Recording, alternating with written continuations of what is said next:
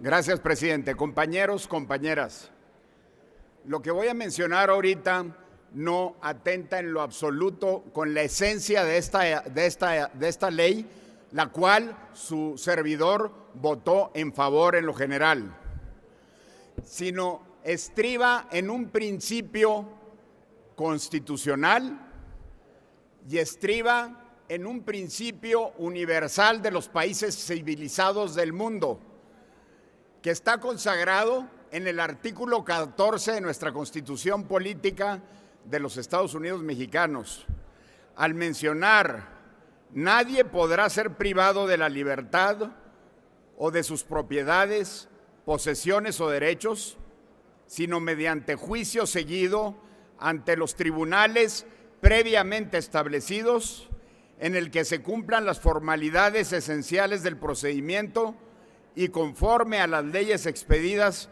con anterioridad al hecho. Compañeros diputados, quiero mencionar que sobre pretexto del cumplimiento y la protección de los derechos, se han cometido las peores atrocidades a los derechos humanos en el orbe. Y tenemos que tener mucho cuidado de que no vayamos sobre pretexto de cumplir la protección cabal de un derecho humano, que es importantísimo, el de mantener nuestras vidas libres de discriminación, vayamos a caer en los extremos del fanatismo, vayamos a caer en los extremos de la persecución política que una autoridad administrativa puede ejercer contra todos y cada uno de nosotros. Y empiezo por describir lo siguiente. La ley que acabamos de aprobar en lo general tiene problemas de definición muy graves. Y el primer problema de definición estriba en el artículo 1 de la ley, que es el corazón mismo de los derechos que queremos proteger, que es la definición del término discriminación. Conforme a lo que tenemos establecido en el texto propuesto, se entiende por discriminación para los efectos de esta ley toda distinción, exclusión, restricción o preferencia que por acción u omisión, con intención o sin ella, y aquí voy a hacer una pausa, con intención o sin ella, es decir, al no tener intención y se lleva a cabo un acto de discriminación, una persona cualquiera puede ser imputada de una falta que puede ser perseguida por la autoridad administrativa y puede ser llevada a una sanción administrativa directamente por una autoridad administrativa sin haber pasado por un procedimiento judicial, es decir, sin que esa persona sea oída ni vencida en juicio. Por el otro lado, en nuestro propio sistema penal, la imputabilidad va seguida de la intencionalidad, salvo en los delitos preintencionales que son por negligencia. Entonces tenemos que tener, compañeras y compañeros, mucho cuidado en las definiciones que no nos puedan llevar a los extremos. Y continúo diciendo: de causar un daño de cualquier índole con intención o sin ella, no sea objetiva, racional ni proporcional y tenga por objeto resultado obstaculizar, restringir, impedir, menoscabar o anular el reconocimiento o goce del ejercicio de los derechos humanos y libertades. En esta parte aquí estamos saliendo del ámbito de la discriminación y entrando al ámbito genérico de los derechos humanos. Entonces, o es una ley antidiscriminación o es una ley antiviolación de derechos humanos de una forma genérica que va a ser perseguida por la autoridad administrativa sin que el presunto responsable tenga derecho a debido proceso y sea debidamente juzgado y vencido después de la presentación de las pruebas correspondientes en juicio. Entonces, esta situación es inaceptable, compañeras y compañeros, que tengamos esta definición. Lo que estoy sugiriendo atentamente cambiar es que la definición tenga el elemento de que la persona tenga intención de causar un daño de cualquier índole. La intencionalidad de que el acto de discriminación vaya dirigido a causarle a la víctima un daño, ya sea físico, moral, patrimonial, de escarnio, de aislamiento, de lo que sea, pero que vaya con esa intención el ejercicio del acto discriminatorio. Ahora, por el otro lado, los múltiples artículos reservados tienen que ver con dos conceptos esenciales. El primero es que a la autoridad, al Consejo, a la CONAPRED, se le dan facultades para que tenga una jurisdicción transversal a través de toda la Administración Pública Federal, siendo que la Ley Orgánica de la Administración Pública Federal establece que para que haya transversalidad necesita haber una autorización expresa de órganos estructurados por el Estado. Para dar un ejemplo, la propia Secretaría de Gobernación. Y aquí la CONAPRED tiene mayores facultades que la propia Secretaría de Gobernación. Y las facultades que tiene en materia de discriminación son transversales a través de toda la Administración Pública Federal.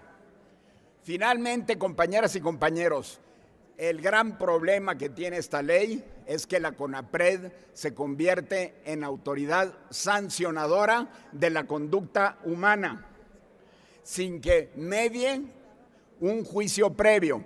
Yo estoy de acuerdo que la CONAPRED pueda sancionar a los servidores públicos federales que cometan actos discriminatorios, porque hay una relación de subordinación en la Administración Pública Federal para con sus servidores públicos. Y si violan la ley, tiene la autoridad administrativa el derecho de sancionar a los servidores públicos por esa relación de subordinación en una relación laboral. Sin embargo, la autoridad administrativa no tiene por qué sancionar a los particulares sin la intervención de la autoridad judicial. Se elimina el procedimiento conciliatorio de la ley, totalmente, que estaba establecido en la ley en comento. Este procedimiento conciliatorio yo estoy sugiriendo que se restablezca para que cuando haya la posibilidad de una conciliación entre el supuesto violador de actos discriminatorios con las víctimas, pueda haber ese procedimiento de conciliación. Y asimismo estoy mencionando que cuando se compruebe por la autoridad administrativa que hay una presunta discriminación, después de correrse los procedimientos administrativos correspondientes, entonces con la autorización de la víctima de la discriminación pueda coadyuvar junto con la víctima en interponer la demanda judicial correspondiente, exigiendo el resarcimiento de los daños y perjuicios correspondientes. Permítame, por favor, señor diputado, sonido en la curul de la diputada Beatriz Zavala Peniche. Dígame, diputada, ¿con qué objeto? Sí, presidente, con el objeto nada más cuando termine el orador, si me permite hacerle una pregunta. Gracias. Con todo gusto, presidente. Adelante. Bien, entonces continuando con esto, para los efectos de que la persona presunta violadora de derechos humanos, de discriminación, sea sancionada, debe de ser procesada a través de un juicio civil y si hay algún delito a través de un juicio penal correspondiente, corriéndose el proceso constitucional correspondiente de ser oído y vencido en juicio. Estas recomendaciones establecidas en mis reservas, que son múltiples porque están regadas en toda la ley y se cambian pocas frases y pocas palabras en cada uno de los artículos que he mencionado, tiene que ver con la protección de un derecho humano que es para ser afectado en nuestras propiedades, en nuestro patrimonio, en nuestra honra, en nuestra moralidad, en nuestra fama, etcétera. Necesita correr un procedimiento judicial previo en donde, estableciéndose las reglas del procedimiento previamente estructuradas en la ley, sea sometido a juicio y sea vencido en juicio con las pruebas del caso correspondiente. Es un derecho humano que se merecen todos los mexicanos y no debemos de violarlo sobre pretexto de que protegemos los derechos humanos en general. Quiero finalmente concluir, presidente, mencionando lo siguiente. Nuestra sociedad, nuestra práctica corporativa, nuestra práctica de gobierno viola constantemente los derechos humanos de discriminación, y voy a mencionar alguno. A los particulares constantemente se le están violando sus derechos humanos de discriminación por edad, porque el propio gobierno, a los 3 niveles de gobierno y las empresas en general, no están contratando a personas mayores. ¿Y sabes cuáles son las personas mayores? Las mayores de 35 años de edad.